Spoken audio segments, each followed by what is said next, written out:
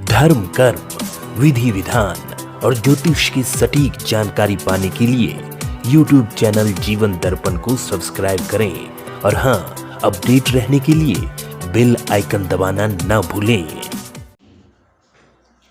चंद्रमा को एक बार मौका दिया कि अभी सुधार कर लो, सुधार कर लो। लेकिन चंद्रमा ने जो समय सीमा दिया था उसमें सुधार नहीं कर पाया। जब सुधार नहीं किया तो दोबारा गए। दोबारा जाने पर चंद्रमा को श्राप दे दिया कि तुम क्षय के रोगी हो जाओ। समझ रहे ना? चंद्रमा कौन है ये आप अच्छी तरह से जानते हैं कि नहीं? अत्रि मुनि के यहाँ ब्रह्मा के अंश से उत्पन्न चंद्रमा था। जब अत्रि मुनि कौन थे? सती अनुसूया के पति थे। अत्रि मुनि सती अनुसूया के पति अत्रि मुनि थे। सती अनुसूया की पातिव्रत धर्म का बहुत विकास हो गया था। तो नारद जी ब्रह्माणी,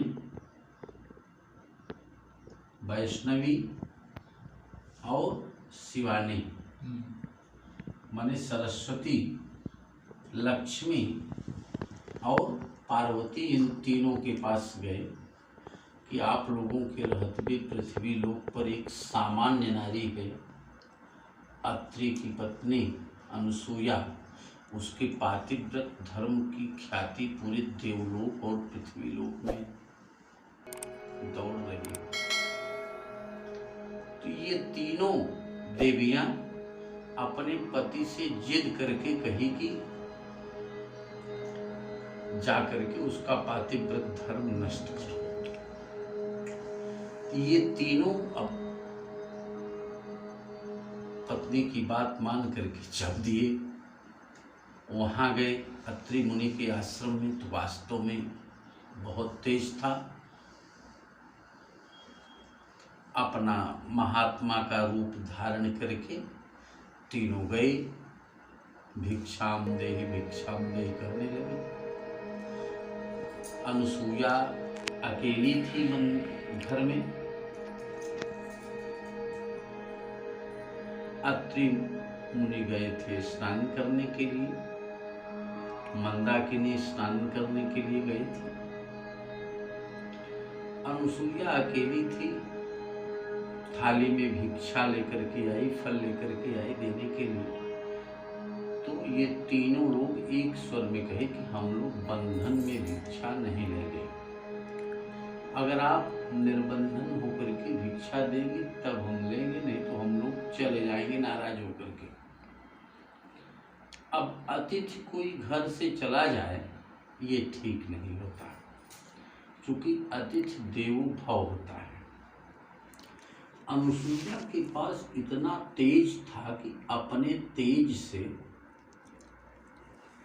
तीनों रूप बदले हुए देवताओं को महात्मा के रूप में जो आए थे, तीनों के वास्तविक रूप को समझ गए और धर्म संकट में भी पड़ी और वह अंदर गई। धर्म संकट में पड़ी थी, अपने पति का स्मरण किया। पति मंदाकिनी में स्नान करने के लिए अत्रि मुनि ने कहा, ये जानती तो हो तुम कि ये तीनों हैं कौन? तुम थोड़ा सा जल ले लो, अभिषेचित करके मंत्र से जल को छींटे मार दोगे तो तीनों बेटे के समान हो जाएंगे और छोटे छोटे बच्चे हो जाएंगे। तो बच्चों के सामने निर्वस्त्र होने में कोई दिक्कत नहीं और तुम्हारा पातिव्रत धर्म भी बचा रहेगा। जल को छींटा मार करके जैसे ही मारी, 2 महीना का कहीं करने लगे। तीनों लोग कहीं करने लगे। अब इसके बाद में तीनों को पालना दिया। अब आप समझ लीजिए, अब जब बच्चे हो गए, रोने लगी, तो मातृवत्सलता जगी किसकी? अनसुईया की। इनके भी स्तनों में कोई संतान नहीं था इनके पास, अनसुईया के पास। तो इन्होंने अपना स्तनपान भी करवाया तीनों। अब नारद श्रीमन नारायण का कीर्तन करते हुए लक्ष्मी के पास पहुंच गए, सरस्वती के पास पहुंच गए, पार्वती के पास पहुंच गए। कहाँ है, कहाँ है? अब नारद तो जानते थे कि वो कहाँ फंसे हैं। वो लोग कहने लगे कि हम लोग कह दिए उनको जाने के लिए, और कई दिन हो गए गए, अभी तक वापस नहीं गए। कहे वो तो पालना में खेल रहे हैं। अब और हाथा पीटे लगी। स्थिति क्या हो?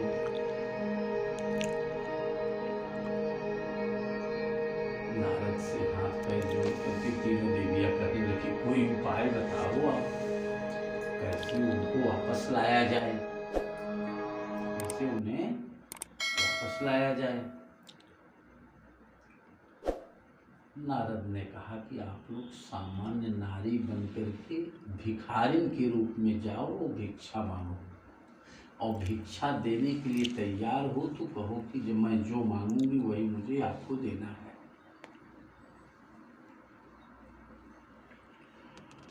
भीख लेकर के, भीख मांगने के बहाने तीनों देवियां सामान्य रूप में गई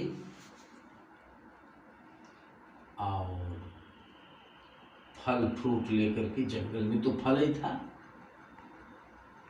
फल इत्यादि ला करके देने लगी। और ये तीनों पालना में खेल रहे हैं, तीनों पालना में खेल रहे हैं। देने के लिए आई तो तीनों नकार दी कि हमको अपनी इच्छा से भिक्षा चाहिए, जो हम कहेंगे वो चाहिए। अगर आप देने को तैयार हैं तो वचन दीजिए। तो अनसुईया ने कहा ठीक है हम देंगे, बताओ क्या चाहिए। कहा हमारा पति हमको चाहिए। कहा आप लोग हो कौन, पहले अपने रूप को बताओ कि तुम्हारा ये पति है कैसे। तो तीनों अपने वास्तविक रूप में आ गई। सरस्वती अपने वास्तविक रूप में आ गई, पार्वती अपने वास्तविक रूप में आ गई, और लक्ष्मी अपने वास्तविक रूप में आ गई।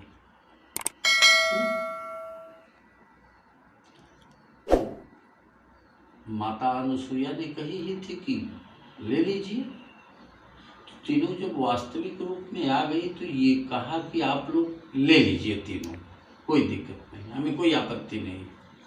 तो तीनों दिग्भ्रमित हो गई कि हम किसको पकड़े, कहीं दूसरा ना हाथ लग जाए। तब तीनों ने हाथ जोड़ करके प्रार्थना की कि आपके सामने हम लोग भी फीके हैं, कृपा करके आप मेरे पति को दीजिए। तो पहले सरस्वती कही, तो सरस्वती को ब्रह्मा को उठा करके दे दिया और कहा आप अपने वास्तविक रूप में आ जाइए। फिर विष्णु को उठाई, लक्ष्मी को सुपुर्द कर दिया, कहा कि आप अपने वास्तविक रूप में आ जाइए। फिर पार्वती बची, पार्वती को भी दे दिया। इतने में अत्रि मुनि भी आ गए। इतने में अत्रि मुनि भी आ गए। अत्रि मुनि ने भी उनका सम्मान अपने आश्रम में किया, पूजन किया, और पूजन करने के बाद में अत्रि मुनि की और अनुसुईया के इस पातिव्रत धर्म से प्रभावित होकर के तीनों देवताओं ने वरदान दिया बिना कहे कि हम आपका स्तनपान किए हैं, हम लोग आपके यहाँ संतान के रूप में आना चाहते हैं। तो ब्रह्मा से चंद्रमा आए और चंद्रमा आए शिक्षा लेकर के चंद्रलोक चले गए।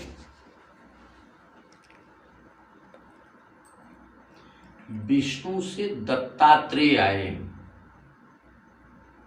यहाँ पे दत्तात्रेय की पूजा होती है ना। हाँ, दत्तात्रेय की, हाँ। तो वो अनुसुईया के ही संतान और विष्णु के अवतार कहे जाते हैं, अंश से कहे जाते हैं।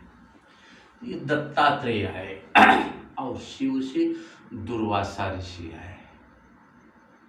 समझ रहे हैं?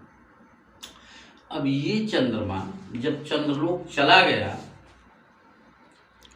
तो ब्रह्मा का ही बेटा कौन, दक्ष, अपने 27 बेटियों को एक साथ विदा कर दिया और रोहिणी को अकेले प्रेम करता था, इसलिए श्राप भी दे दिया, तुम्हें क्षय रोग हो जाए। जैसे क्षय रोग माने टीबी, तपेदिक जिसको कहते हैं, उसको क्षय रोग हो गया, विकास नहीं होता था उसका।